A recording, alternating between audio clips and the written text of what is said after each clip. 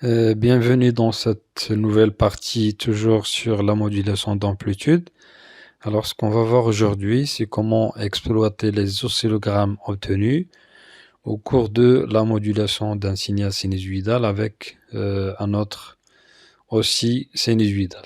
Donc, comme vous voyez sur cet écran, j'ai en train de baisser la valeur de la tension de décalage. Alors, on diminue la valeur de la tension de décalage.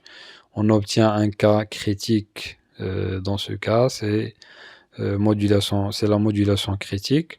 Alors, si je continue à faire descendre la valeur de la tension de décalage, on obtient une surmodulation qu'on peut voir bien sûr par le mode XY.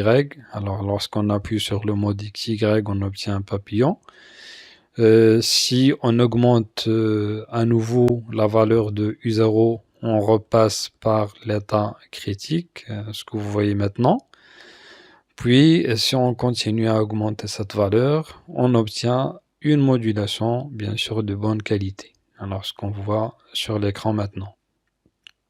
Alors, l'objectif de cette séance, c'est d'exploiter cet oscillogramme et de calculer, bien sûr, le taux de modulation en exploitant soit l'enregistrement, bien sûr, ou bien la visualisation de la tension modulée en fonction du temps, ou bien en exploitant, bien sûr, l'évolution de la tension modulée en fonction de la tension modulante. Alors, ce qu'on voit maintenant, c'est la tension modulée en fonction de la tension modulante. Alors, le taux de modulation, on peut la calculer soit en exploitant cette forme de trapèze, ou bien la visualisation de la tension modulée en fonction du temps. Mais pour qu'on puisse calculer le taux de modulation, on doit chercher d'abord l'expression de la tension aux bornes ou bien à la sortie d'un multiplieur. Alors, on a déjà vu dans la première partie, c'est que le multiplieur effectue le produit, bien sûr, des deux tensions d'entrée, bien sûr multiplié par une constante caractéristique de cette composante. Et on l'a déjà calculé, elle était égale 0,1 volt moins 1. Alors, on commence maintenant à établir l'expression de la tension modulée en amplitude pour exploiter cet oscillogramme.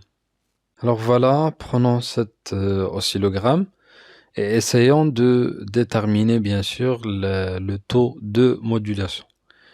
Bien sûr, il s'agit d'un oscillogramme qui représente la tension ou bien les tensions en fonction du temps. Bien sûr, la tension en volts, on a deux signaux, la tension modulée en amplitude et la tension modulante. Alors, avant de commencer à exploiter cet oscillogramme, on va établir l'expression de la tension modulée en amplitude. Alors, on a déjà vu dans la première partie que la tension obtenue à la sortie d'un multiplieur s'exprime de cette façon-là.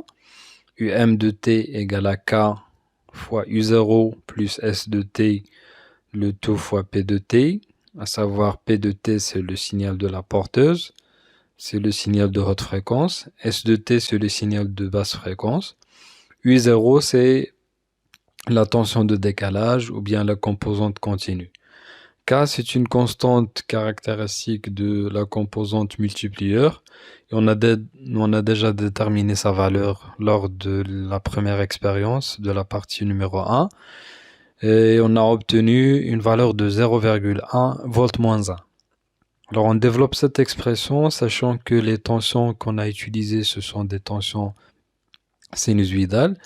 La tension de basse fréquence qui représente l'information, c'est une tension qui s'exprime de la façon suivante, S max cosinus de pi fst, et la tension qui représente la porteuse s'exprime sous cette façon, Pm cosinus de pi fpt.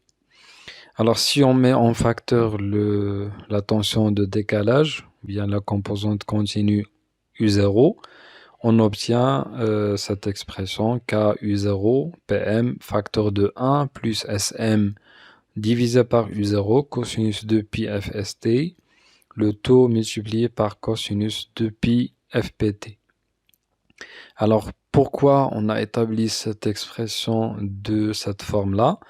C'est pour l'exploiter et pour en tirer, bien sûr, l'expression de l'amplitude de la tension modulée. Alors, si on écarte le cosinus là où on a la fréquence de la porteuse, alors tout le terme qui reste représente l'amplitude de la tension modulée. Alors, parce que l'expression générale de la tension modulée s'exprime de cette façon. UM de T, UM, pourquoi on a mis entre parenthèses T? Parce que le fait de moduler une tension, qu'est-ce qu'on fait normalement? On modifie son amplitude, hein, lorsqu'il s'agit bien sûr d'une modulation d'amplitude. Alors, une amplitude qui varie en fonction du temps, UM de T, fois cosinus de pi, la fréquence de la porteuse, T. Alors, pour simplifier l'expression bien sûr, de l'amplitude de la tension modulée, on va prendre une constante A. On va noter cette expression, une constante A égale à K U0 PM. Et on va prendre le rapport SM sur U0 comme étant le taux de modulation. Alors, on peut déduire une expression de l'amplitude de la façon suivante. Alors, UM de T égale à A, facteur de 1 plus M. Alors, on a remplacé SM divisé par U0 par M, cosinus de pi fst. Et vous voyez que cette amplitude varie en fonction du temps, bien sûr, selon la fréquence du signal modulant la fréquence de basse fréquence Fs. Alors, cette expression permet d'encadrer cette amplitude.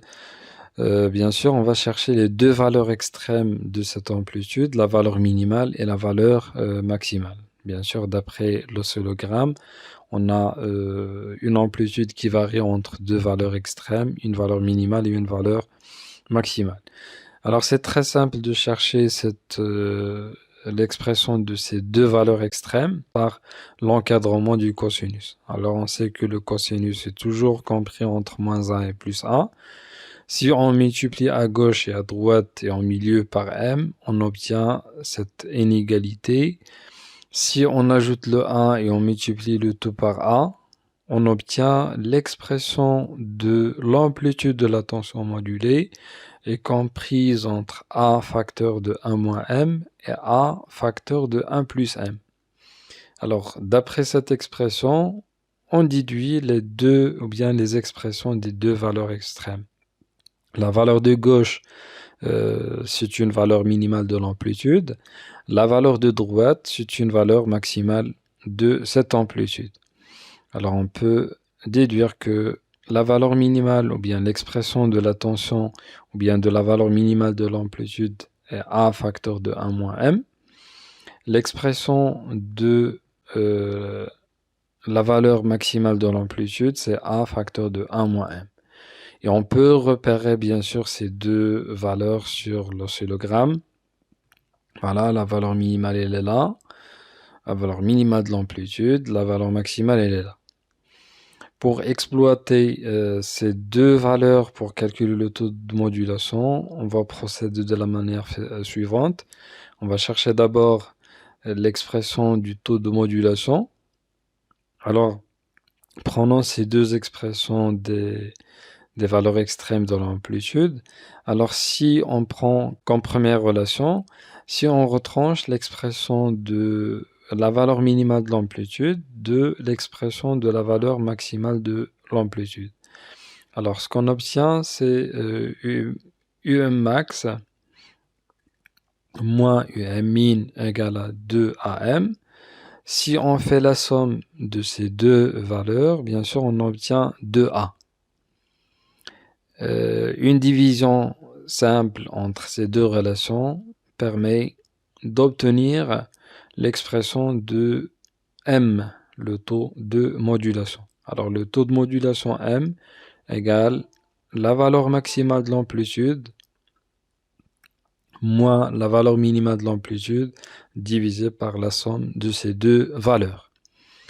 Et on va effectuer un calcul simple sur cet oscillogramme de la manière suivante. Alors, vous voyez sur cet oscillogramme,